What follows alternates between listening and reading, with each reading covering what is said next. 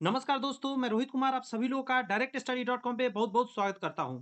दोस्त, एक सेकंड मुझे दीजिए। आज की वीडियो में हम बात करने जा रहे हैं, बहुत ही बेहतरीन सेट से हम बात करेंगे। बहुत ही छोटा टाइम का होगा क्योंकि इसमें हम भाषा से 30 क्वेश्चन किया करेंगे। दोस्त, आपको पता होना चाहिए कि बीपीएससी एग्जाम में 150 नंबर का एग्जाम होता है जिसमें 30 नंबर भाषा के आते हैं और वो भाषा के क्वेश्चन बहुत ज़्यादा महत्वपूर्ण होते हैं। हिंदी रहते हैं उसमें, इंग्लिश भी रहते हैं। 8 क्वेश्चन इंग्लिश से रहते हैं और 22 क्वेश्चन हिंदी से रहते हैं। तो 30 क्वेश्चन का ये सेट है जो कहीं न कहीं बहुत ही महत्वपूर्ण है आपके बीपीएससी एग्जाम के लिए। तो टीचर बनाने के जब रास्ते पे चल गए हैं तो कहीं न कहीं इसको अच्छे से फॉलो करना बहुत ज़रूरी है। आगे बढ़ने से पहले मैं अपने बारे में थोड़ा-सा बता दूँ दोस्त, मेरा नाम रोहित कुमार हुआ और 3 ऐसे बातें मैं आपको बताऊँगा अभी, जो कहीं न कहीं आपको ये वीडियो देखना चाहिए और हमसे आगे कंटिन्यू करके पढ़ना चाहिए। सबसे पहली बात कि मैं खुद गवर्नमेंट जॉब में हूँ, ये बहुत बड़ी प्रूफ़ है कि आप हमसे पढ़ सकते हैं। मुझे पता है कि मैंने क्या-क्या पढ़ा तो जॉब लगा मुझे। दूसरी ये है कि 15 सालों से दोस्त मैं पढ़ा रहा हूँ 2009 से, तो एक अच्छा खासा एक्सपीरियंस है बच्चों को पढ़ाने का। साथ में बहुत सारे स्टूडेंट हमारे यहाँ से ऑलरेडी अलग-अलग डिपार्टमेंट में जॉब ले चुके हैं सरकारी और पैसे उठा रहे हैं। तो ये भी एक बहुत बड़ी प्रूफ़ है। तो आप वीडियो कंटिन्यू करिए और आगे आगे पढ़ाई कीजिए। ध्यान दीजिएगा, सबसे पहले लैंग्वेज के रहते हैं, तो आइए यहाँ से लैंग्वेज का क्वेश्चन शुरू करते हैं। पहला क्वेश्चन है कि the objective of permission is. Permission जो लिखा हुआ है इसका आपको ऑब्जेक्टिव बताना है। तो इसका मतलब है कि ऑब्जेक्टिव फॉर्म इसका निकालिए आप।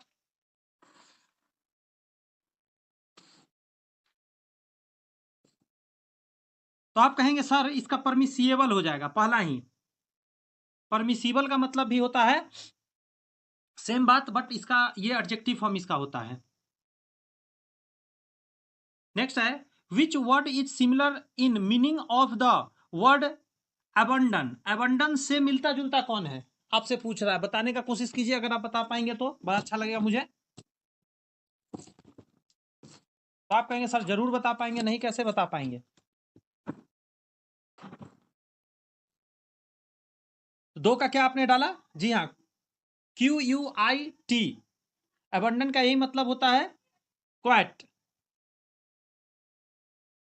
इसका बताइए in cold blood. Cold blood का मतलब क्या होता है? ठंडा खून का मतलब क्या होता है? डेलिबरेटली। कोल्ड ब्लड का होता है नम्रतापूर्वक या जानबूझकर, डेलिबरेटली।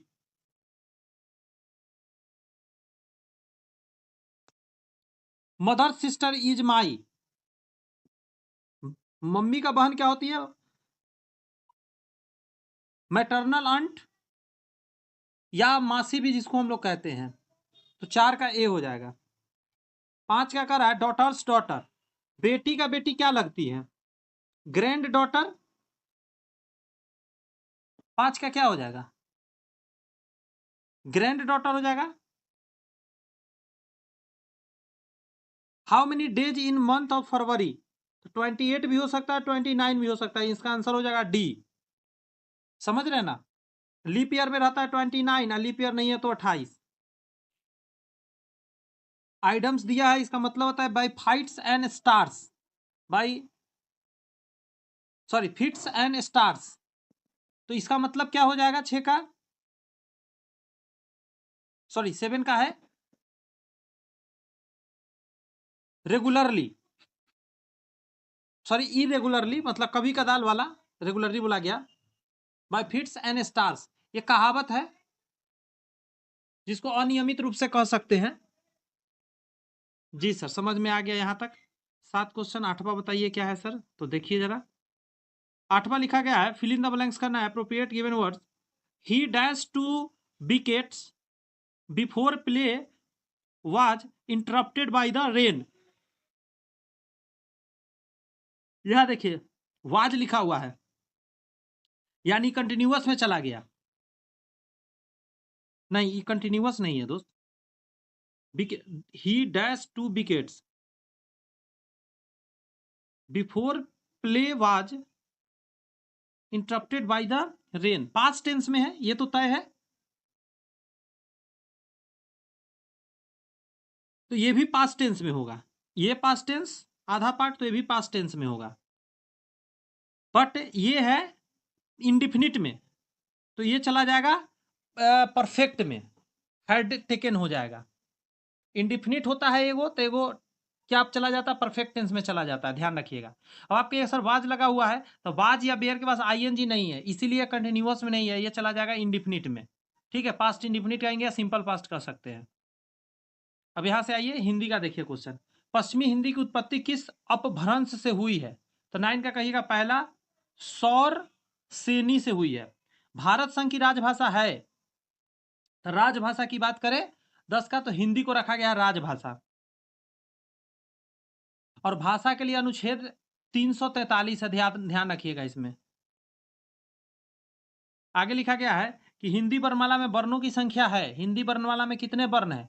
कितना छोटा क्वेश्चन है, 50 के आसपास है। हिंदी वर्णमाला में वर्णों की संख्या टोटल 50 के आसपास है, 48 का, सॉरी मतलब क्या बोलता है, 11 का। इसका मतलब आपको एग्जैक्ट भी तो पता होना चाहिए, 52 है, फिर 50 के आसपास, इसीलिए ऑप्शन हो जाएगा 52 टोटल है, ध्यान रखिएगा। 26 दूनी 52, इंग्लिश में 26 और हिंदी में उसका डबल होता है, 26 दूनी 52, ध्यान रखिएगा। आगे आइए, शुद्ध वर्तनी का चयन कीजिए। शुद्ध क्या लिखा गया बताइए, परीक्षा इधर से लिखा जाता है, इधर से नहीं, ये गलत है लिखा हुआ। शुद्ध वर्तनी का चयन कीजिए। त्रिकालदर्शी, त्रिकालदर्शी, त्रिकालदर्शी, त्रिकलदर्शी, ये तो होगा नहीं, त्रिकलदर्शी ये भी नहीं होगा, ये होगा त्रिकालदर्शी। ऐसे ये इस तरफ से होता है, इस तरफ से इसमें होता है। यहाँ पे आपसे पूछ रहा है संधि करना है, अ जोड़ ई बनाएगा ए, एक स्वर संधि के किस भेद को व्यक्त करता है? स्वर संधि में 3 है, दीर्घ स्वर संधि, गुण संधि और वृद्धि संधि, इसमें से किसको व्यक्त कर रहा है? तो कहेगा सर ये गुण संधि को व्यक्त करता है, गुण संधि। अधः जोड़ गति बराबर अधोगति किस संधि का उदाहरण है? संधि तो आ ही गया, 15 का आ जाएगा आपका बी, विसर्ग संधि का। यहाँ पे विसर्ग दिखा और विसर्ग संधि आप ठोक दिए, एकदम सही सोचे। अगला कहा जा रहा है प्रत्युत्पन्नमति, प्रत्युत्पन्नमिति, मतलब नहीं बोल पा रहे आप, बोल लीजिए जरा। शब्द में प्रयुक्त उपसर्ग क्या है? तो 16 का कहिएगा सर प्रति लगा हुआ है, इसमें उपसर्ग प्रति से बना हुआ है। अगला है कृत प्रत्यय किस शब्दों के साथ जुड़ते हैं? कृत प्रत्यय कहाँ जुड़ते हैं? तो आप कहिएगा क्रिया के अंत में कृत प्रत्यय जुड़ते हैं, कृत क्रिया, कृत क्रिया के अंत में, क्रिया के अंत में, क्रिया के शुरू में नहीं मारिएगा टिक। समास का शाब्दिक अर्थ क्या होता है? तो इसका मतलब होता है संक्षिप्त करना। समास का शाब्दिक अर्थ क्या है? संक्षिप्त करना। 2 गो बात था, इसको आप ऐड करके छोटा कर लिए। अगला कह रहा है कि नाक पर गुस्सा मुहावरे का अर्थ निम्न में से कौन सा है? तंग करना, तुरंत क्रोधित हो जाना, ध्यान देना, तो क्या होता है? तुरंत क्रोधित। नाक पर गुस्सा करता तुरंत क्रोधित हो जाने वाला। अगला कहा जा रहा है अंगारों पर लौटना मुहावरे का अर्थ निम्न विकल्पों में से कौन सा है? तो 20 का कहिएगा कि पहला हो जाएगा ईर्ष्या में व्यथी होना, ईर्ष्या में व्यथित होना। वचन तो कह ही नहीं पा रहा है, ये तो हो ही नहीं सकता। अंगारों पर लौट रहा है यानी कि अंदर अंदर बहुत कुंठित हो रहा है। ईर्ष्या में व्यथी होना। सरल वाक्य किस भेद के अंतर्गत आता है? सरल वाक्य आपसे पूछ रहा है, 23 का कहिएगा ये आता है सर रचना की दृष्टि से किए गए भेद के अंतर्गत आता है, रचना के दृष्टि से किए गए भेद के अंदर। सम्राज्ञी का पुल्लिंग क्या होगा? बहुत आसान है, सम्राट होता है, सम्राट का सम्राज्ञी होता है। 22 का सी, मैंने यह काम कर लेना चाहिए, तो मुझे यह काम कर लेना चाहिए, मुझे यह काम कर लेना चाहिए, ऐसा कुछ होगा। तो 23 का कहाँ गलती हो जाएगा? 23 का ए में गलती हो जाएगा, मुझे होना चाहिए था। आगे कह रहा है फिर से कि निम्नलिखित शुद्ध वाक्य पर हमारे शिक्षक प्रश्न करते हैं, मैं अपनी बात का स्पष्टीकरण करने के लिए तैयार हूं, मैंने 1 साल तक उसकी प्रतीक्षा देखी। ये तीनों में से बताना है कि शुद्ध एगो है या एक से ज्यादा है या क्या है, नहीं। तो शुद्ध वाक्य पहला है हमारे शिक्षक प्रश्न करते हैं, ठीक है। 24 का निम्नलिखित में से एक पत्थर का पर्यायवाची नहीं है, निगेटिव पूछ रहा है, मतलब 2 गो इसमें से पत्थर का पर्यायवाची होगा, तो 25 का सी हो जाएगा नहीं। यानी प्रस्तर माने भी होता है पत्थर, उपल माने भी पत्थर होता है, पत्थर में उपल माने भी पत्थर और प्रस्तर माने भी पत्थर होता है। आगे है अग्नि का विलोम शब्द है, तो 26 का क्या कहिएगा? ए नंबर अंबर, अग्नि का विलोम शब्द है अंबर। उल्टा अब पढ़कर क्या होगा, इस वाक्य में कौन सी क्रिया है? अब पढ़कर क्या होगा? तो 27 का कहिएगा इसमें सर पूर्वकालिक क्रिया है। 27 में हो जाएगा पूर्वकालिक क्रिया। कहता है किसी पूर्व क्रिया के पहले आने वाले अन्य क्रियाओं को पूर्वकालिक क्रिया कहते हैं।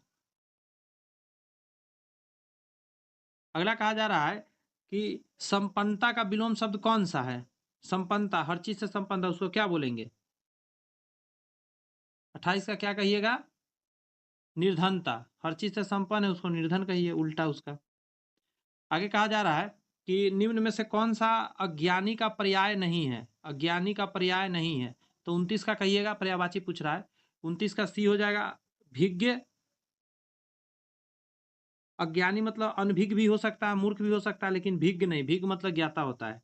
जैसा काम वैसा दाम में जैसा कि क्या व्याकरणात्मक कोटि है, मतलब जैसा क्या है, तो हर कोई जानता है अव्यय होता है जो कि बदलता नहीं है। एक से रुक जाइए यहाँ पे, नहीं ये विशेषण का काम कर रहा है। जैसा काम वैसा दाम, ये जो जैसा है ये काम का विशेषता बचा रहा है। जिस तरीका का भाई काम किया उसी तरीका का आपको रिजल्ट मिलेगा, तो जैसा यहाँ पे विशेषण का काम कर रहा है।